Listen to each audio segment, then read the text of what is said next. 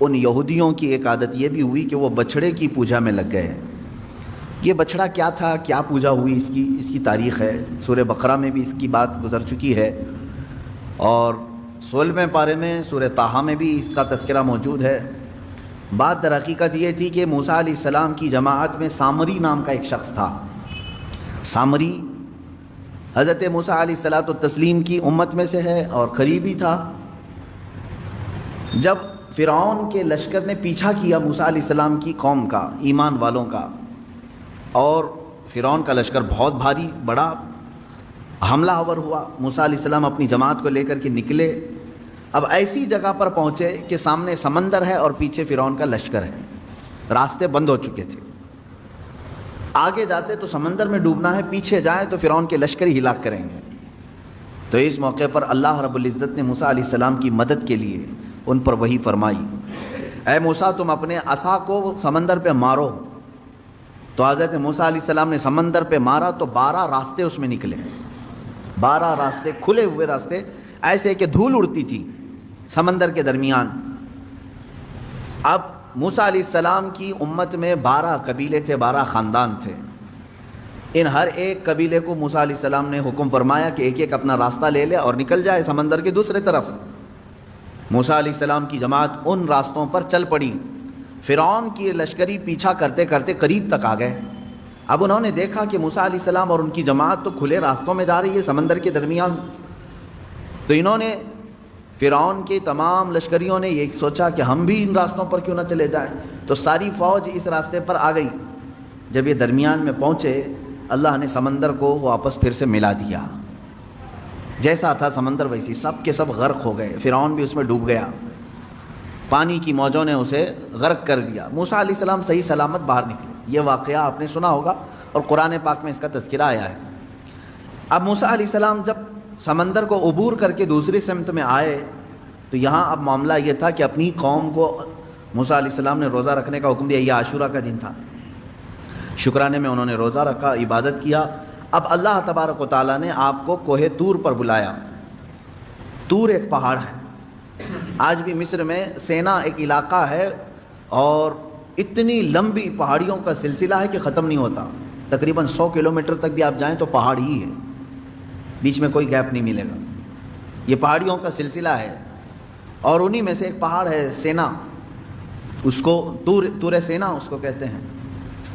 اس پہاڑی کو مقدس کہا گیا ہے اس لیے کہ اللہ تبارک و تعالیٰ نے وہاں موسیٰ علیہ السلام کو بلایا۔ موسیٰ علیہ السلام اپنی قوم میں اپنے بھائی ہارون علیہ السلام کو نائب بنا کر کے گئے۔ ہارون علیہ السلام طبیعت کے بڑے نرم مزاج تھے، بڑے نرم سے۔ موسیٰ علیہ السلام کا جلال اور ان کے تمام رعب و دبدبے سے لوگ خوف کھاتے تھے، ڈرتے تھے۔ ہارون علیہ السلام کے ساتھ ایسا معاملہ نہیں تھا۔ موسیٰ علیہ السلام جب کوہ طور پر گئے تو 40 دن تک قیام کیا، واپس نہیں آئے اپنی قوم کے پاس۔ 40 دن تک وہیں ٹھہرے رہے، کیونکہ تورات اتر رہی تھی۔ کوہ طور پر جب آپ گئے تو تورات جو اللہ کی کتاب ہے وہ اتاری جا رہی تھی۔ 40 دن لگ گئے۔ تو 40 دن جو یہ گیپ ہوا موسیٰ علیہ السلام کا، یہاں ان کی قوم میں کچھ خرابیاں شروع ہو گئیں، کچھ برائیاں شروع ہوئیں، کچھ نہیں بلکہ بڑی بھیانک برائیاں۔ سامری نام کا جو شخص جس کے متعلق میں نے کہا، یہ بہت ہی چالاک آدمی تھا، چتر آدمی تھا۔ اس نے سارے لوگوں کے پاس جو جو سونا چاندی تھا سب جمع کروا لیا، سب نے سونا چاندی جمع کیا۔ کیوں؟ وہ کہہ رہا تھا میں تمہارا خدا سامنے دکھاؤں گا تمہیں۔ ہو سکتا ہے اس زمانے کا وہ ڈھکوسلا پیر ہوگا، جیسے آج بھیجے میں دکھانے والے ہیں، اس وقت وہ میٹل میں دکھا رہا تھا۔ تو اس نے کہا کہ تم سب کے سب سونا اور چاندی لے کر کے آؤ۔ سب لے کر کے آئے، جس کے پاس جتنا سونا چاندی تھا وہ سب لا کر کے جمع کیے۔ اب وہ کافی بڑی تعداد میں ہوا۔ اب سامری نے کیا کیا، یہ سونا چاندی سب کا لے کر کے میلٹ کیا، اس کو میلٹ کیا، گرما کر کے پگھلایا، پگھلا کر کے اس سے ایک بچھڑا بنایا، بیل کا بچہ۔ اور بچھڑا جب سونے اور چاندی کے سارے دھاتوں سے مل کر کے بنا تو بڑا خوبصورت بچھڑا تھا۔ واللہ عالم اس کے ذہن میں کیا بات تھی، کیا چل رہا تھا اس کے دماغ میں، ہو سکتا ہے اس زمانے کا وہ بہت ہی ذہین و فتین آدمی ہو۔ تو اس نے بچھڑے کو بنانے کے بعد اب کیا کیا، اس بچھڑے میں کچھ ایسی چیز ڈال دی جس سے وہ بچھڑا بولنے کے قابل ہوا۔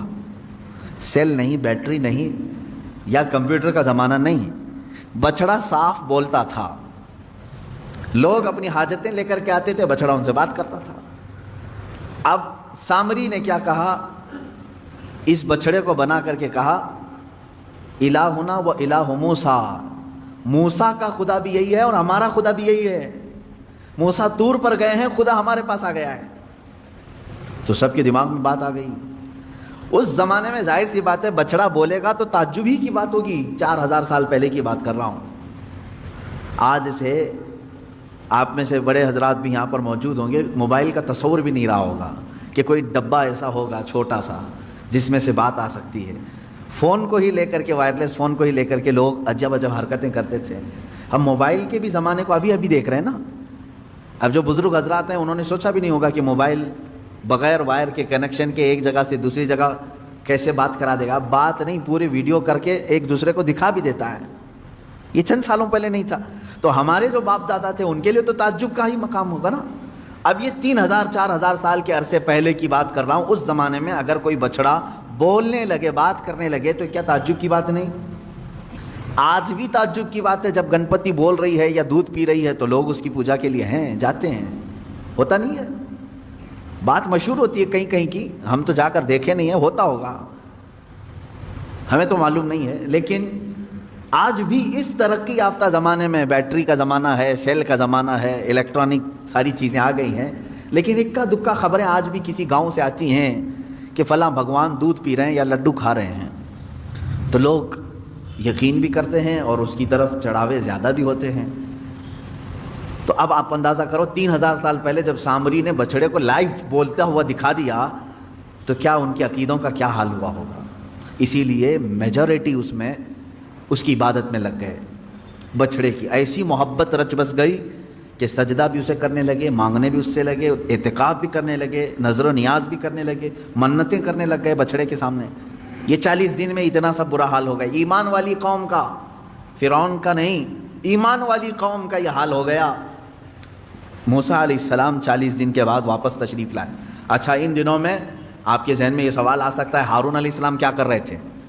کیونکہ موسیٰ علیہ السلام کے بھائی ہیں اور ان کو وہ نائب بنا کر کے بھیجے تھے۔ ہارون علیہ السلام کو جو منع کرنا تھا وہ منع کرتے رہے، لیکن اکثریت جو ہے وہ سامری کے جادو کو دیکھ کر کے اس طرف چل پڑی۔ تو جو لوگ بچ گئے وہ ہارون علیہ السلام کے ساتھ تھے، چند ایمان والے بچے رہے، اور ہر زمانے میں ایمان والوں کی تعداد رہے گی، ایسا نہیں کہ پورے روئے زمین پر ختم ہو جائیں گے۔ موسیٰ علیہ السلام نہیں تھے تب بھی ایمان والے موجود رہے ہارون علیہ السلام کے ساتھ۔ 40 دن کے بعد واپس تشریف لائے موسیٰ علیہ السلام طور سے، دیکھا اپنی قوم کو، یہ کیا ہو گیا، تم لوگوں نے بچڑے کو کیسے معبود بنا لیا؟ اور پھر اس کے بعد سامری کو گرفتار کر کے موسیٰ علیہ السلام لے آئے، تو نے بڑا کھلا شرک کیا، تیرا قتل واجب ہے، اب تجھے مارا جائے گا۔ لیکن یہ تو بتا اس کو بولنے کے قابل تو نے بنایا کیسے؟ لوگوں کا سونا چاندی سب میلٹ کیا، اب بنایا کیسے تو نے اس کو؟ خیر ہے، آپ دیکھیں سامری اس زمانے میں بچڑے کو بولنے کے قابل تو بنایا، لیکن بچڑے کے بھیجے میں خدا نہیں دکھایا۔ یہ اس زمانے کا کمال ہے۔ وہ جادو جس طرح سے بھی کیا ہوگا، لیکن اس نے کہا یہی خدا ہے۔ اب آپ اندازہ کریں موسیٰ علیہ الصلوۃ والتسلیم نے جب اس سے سوال کیا، اب وہ جواب کیا دیتا ہے؟